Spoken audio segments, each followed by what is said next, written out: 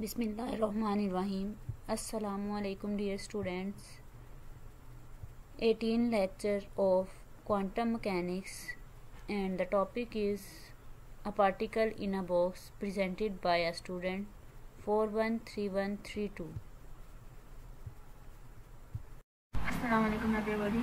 So today our topic of discussion is a particle in a box.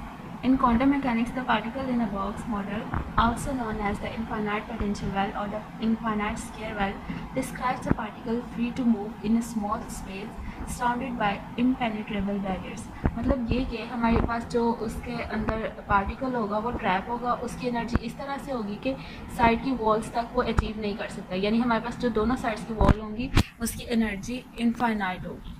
जो आपके सामने figure है उसमें आप लोग देख रहे होंगे पोटेंशियल वेल है एक। इसमें हमारे पास 3 रीजन्स हैं। पहले रीजन में आप लोग देख रहे होंगे जो इनफाइनाइट है potential, you stands for potential energy, और सेकंड जो रीजन है उसमें 0 है और थर्ड में भी इनफाइनाइट है। एक्चुअली क्या है कि जो इनफाइनाइट है वो वॉल से बाहर है। अगर हम राइट और लेफ्ट की तरफ देखें, जो लाइन लगी हुई है उससे बाहर इनफाइनाइट पोटेंशियल है और अंदर 0 है।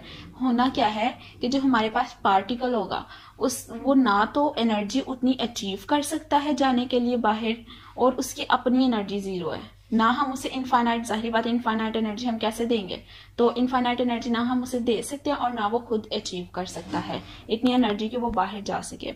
और ये हम लोग को पता है कि हम लोगों ने x यानी कि x इज इक्वल टू 0 से l तक, ये हमारे पास इसमें वो ट्रैप्ड है पार्टिकल, और बाकी जो है वो बाहर वाली साइड्स में इनफाइनाइट है। अब हम सबसे पहले इन तीनों रीजन्स की श्रोडिंगर वेव इक्वेशन लिखते हैं, ठीक है। अब रीजन 1 के लिए हमारे पास जो है सबसे पहले वहां पे पोटेंशियल एनर्जी इनफाइनाइट है, ठीक है। तो उसके लिए जो श्रोडिंगर वेव इक्वेशन लिखेंगे वो लिखेंगे h cut square over 2m d square over dx square psi plus u into psi is equal to E total psi. अब ये जो है ये हमारे पास जो इक्वेशन 1 है ये फर्स्ट रीजन के लिए भी है और थर्ड रीजन के लिए भी है। क्यों? क्योंकि यहाँ पे जो एनर्जी है पोटेंशियल एनर्जी U इनफाइनाइट है, 0 नहीं है। लेकिन अगर हम इसी इक्वेशन में U को 0 पुट कर दे सेकंड रीजन के लिए, क्योंकि हमें पता है वहां पे पार्टिकल ट्रैप हुआ है, तो उसके लिए हमारे पास क्या होगी, 0 होगी पोटेंशियल एनर्जी, इसलिए वहां पे 0 कर दे तो U वाला फैक्टर ऊपर वाले में से रिमूव हो जाएगा, ठीक है, वो सेकंड के लिए। अब देखिए, if particle can not leave second region we can not expect a wave function in region 1 and 3। अब एक पार्टिकल है वो सेकंड रीजन में है, वो वहां से निकल ही नहीं रहा, यानी ट्रैप हुआ है। तो इसका मतलब क्या है कि जो साई है वो एक वेव फंक्शन है, तो ना तो हम फर्स्ट रीजन में वो ले सकते हैं वेव, कोई ना वेव प्रोड्यूस होगी, पार्टिकल निकलेगा ही नहीं, वेव प्रोड्यूस होगी नहीं, तो इस वजह से वहां पे वेव फंक्शन भी 0 होगा। और इसी तरह थर्ड रीजन में भी इसी तरह से होगा।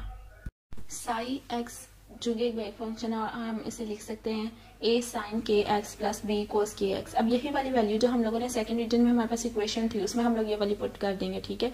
तो वो इक्वेशन क्या बन जाएगी हमारे पास, minus h cut square over 2m d square over dx square, आगे साई की जो वैल्यू है हमारे पास is equal to E total और साई 2, ठीक है। अब यहाँ से हम लोग इसे सॉल्व करेंगे, चूंकि डेरिवेटिव लेंगे 2 दफा डेरिवेटिव लेंगे और आगे सॉल्व करके कॉमन ले लेंगे, तो दोबारा हमारे पास साई एक्स वाला फंक्शन बन जाएगा। और यहाँ से पहले हमारे पास आ जाएगी ई टोटल यानी टोटल एनर्जी, और फिर हम यहाँ से के की वैल्यू फाइंड कर सकते हैं। के चूंकि अननोन है तो यहाँ से हम लोग के की वैल्यू फाइंड कर सकते हैं। टोटल एनर्जी तो हम लोगों ने फाइंड कर ली, लेकिन जो वो इक्वेशन थी हमारे पास a sin के एक्स प्लस बी कोस के एक्स, उसमें हम लोगों को a की वैल्यू भी नहीं पता, b की भी नहीं पता, k की हम लोग फाइंड कर चुके हैं। तो अब हम लोगों ने सबसे पहले a और b की वैल्यूज पर फोकस करना है।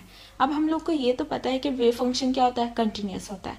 अब आप लोग गौर करें, जो डायग्राम है स्टार्टिंग में उसको ओपन करें और उसमें देखें कि हमारे पास जो 0 पॉइंट है वहां पे फर्स्ट रीजन और सेकंड रीजन मिल रहे हैं ना, यानी साई का फंक्शन 0 पे psi 1 into 0 is equal to psi 2 into 0 हम लोग कह सकते हैं ना। तो इसका मतलब ये है 0 पे साई 1 0 और साई 2 0 है, तो जब हम इनकी वैल्यू पुट करेंगे यानी x इज इक्वल टू 0 है, जब हम इसकी वैल्यू पुट करेंगे तो b हमारे पास क्या आ जाएगा, 0 आ जाएगा। इसी तरह जो हमारे पास सेकंड वॉल है जहां पे साई 2 और साई 3 बराबर हैं, ठीक है, यानी ये दोनों इक्वल हैं, x is equal to l पे, तो अब हम लोगों को पता है बी की वैल्यू हमारे पास 0 आई हुई है, वही वैल्यू पुट करेंगे और ये हमारे पास 0 is equal to A sine के एल आ जाएगा। अब ए तो हमारे पास मतलब कांस्टेंट है, कोई ना कोई वैल्यू होगी, ये तो हमें पता है 0 तो हो नहीं सकती। इसका मतलब ये है कि साइन के एल ही 0 हो सकता है। और साइन के एल कब 0 होगा? जब के एल यानी कि जो साइन का एंगल है वो एन पाई के इक्वल हो, और एन इसमें 0 ±1 ±2 भी हो सकता है। इसमें आप लोग देख रहे होंगे कि 0 1 2 ये बिल्कुल एक सीक्वेंस से चल रहा है। इसका मतलब ये है कि यहाँ पे एनर्जी क्वांटाइज्ड है। क्यों? क्योंकि के एल यहाँ पे क्वांटाइज्ड है। K L is equal to n pi है हमारे पास। इसमें से हम लोग के की वैल्यू निकाल लेंगे और उसका स्क्वायर कर लेंगे। इसी तरह हम लोगों ने के की वैल्यू पहले भी फाइंड की थी, उसमें से भी हम लोग निकाल लेंगे। तो अब दोनों हमारे पास लेफ्ट साइड बराबर है, तो इसलिए हम लोग इन दोनों को इक्वेट कर लेंगे और ई टोटल यानी टोटल एनर्जी इसमें से फाइंड आउट कर लेंगे। अभी तक हम लोग 3 वैल्यूज फाइंड कर चुके हैं, के की, टोटल एनर्जी और बी की। ए की वैल्यू अभी भी हम लोगों ने फाइंड नहीं की।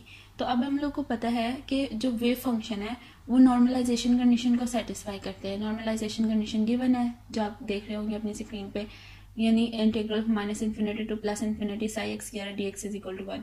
और जो हमारे पास सेटअप है उसके टोटल 3 पार्ट्स हैं, साई 1, साई 2 और साई 3। जाहिर बात है वेव फंक्शन होगा तो वो 3 पार्ट्स में होगा। अब साई 1 और साई 3 तो 0 है, इसलिए जो हमारे पास नॉर्मलाइजेशन कंडीशन बन जाएगी सेकंड के लिए वो हो जाएगा 0 टू एल, क्योंकि हम लोग 0 टू एल ले रहे हैं इंटीग्रल। और फिर psi 2 square X dx is equal to 1 और साई 2x की हम लोग वैल्यू पुट कर देंगे और फिर इस तरह से हम इसे फर्दर सॉल्व कर लेंगे। इंटीग्रेशन लेंगे और बाद में लिमिट्स पुट करेंगे और के एल को 2 पाई के इक्वल पुट करेंगे। जब हम इसके इक्वल पुट करेंगे तो हमारे पास साइन 2 n पाई है, हम लोग को पता है कि 0 के इक्वल होता है, वो 0 आ जाएगा। बाकी जो हमारे पास वैल्यू आ जाएगी उसमें से हम लोग ए की वैल्यू ले लेंगे, A is equal to square root 2 over L. हम लोगों को पता है कि साई 2x हमारे पास ए साइन के x के बराबर है और ए की वैल्यू भी आ गई, के की वैल्यू भी आ गई, दोनों को पुट करेंगे और K L is equal to n pi है, ये भी हम लोगों को पता है। तो इसका मतलब ये हुआ कि there are infinite wave functions because psi depends upon N. Infinite का मतलब बहुत ज्यादा वेव फंक्शन है, यानी कि जो हम सेकंड रीजन की बात करें उसमें बहुत ज्यादा वेव फंक्शन है, क्योंकि एन पे साइड डिपेंड कर रहा है। आप लोग देखेंगे लेफ्ट साइड पे साइड है तो राइट साइड पे एन पे डिपेंड कर रहा होता है। तो एन हमारे पास 1 2 3 हो सकता है, लेकिन एन हमारे पास 0 नहीं हो सकता, क्योंकि अगर हम लोग एन की जगह 0 पुट कर देते तो साइन 0 0, इसका मतलब ये कि एन कुछ भी नहीं है। तो ऐसा तो नहीं हो सकता कि वहां पे कोई वेव फंक्शन हो ही ना उसके वेल के अंदर। n is equal to 1, n is equal to 2 और n इज इक्वल टू 3 के लिए आप लोग देख रहे हैं अपनी स्क्रीन पे कि वेव की क्या क्या फॉर्म है। अब हम लोग ने प्रोबेबिलिटी फाइंड करनी है, यानी प्रोबेबिलिटी का क्या मतलब है, हम लोग फाइंड करना है कितने चांसेस है कि जो पार्टिकल है वो किस पोर्शन में होगा। लेट्स सपोज कि हम n इज इक्वल टू 1 के लिए फाइंड करते हैं 0 से l/4 के लिए।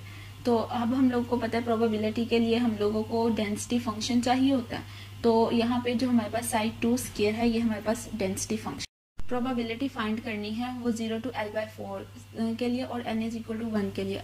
जो हमारे पास फॉर्मूला है वो 0 टू l/4 है, Sai 2 square X dx।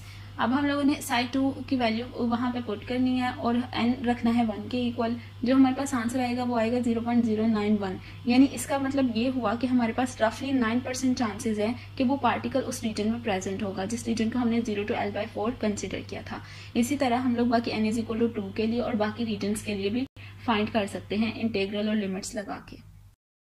Thanks for watching, please share and comment. अल्लाह हाफिज़।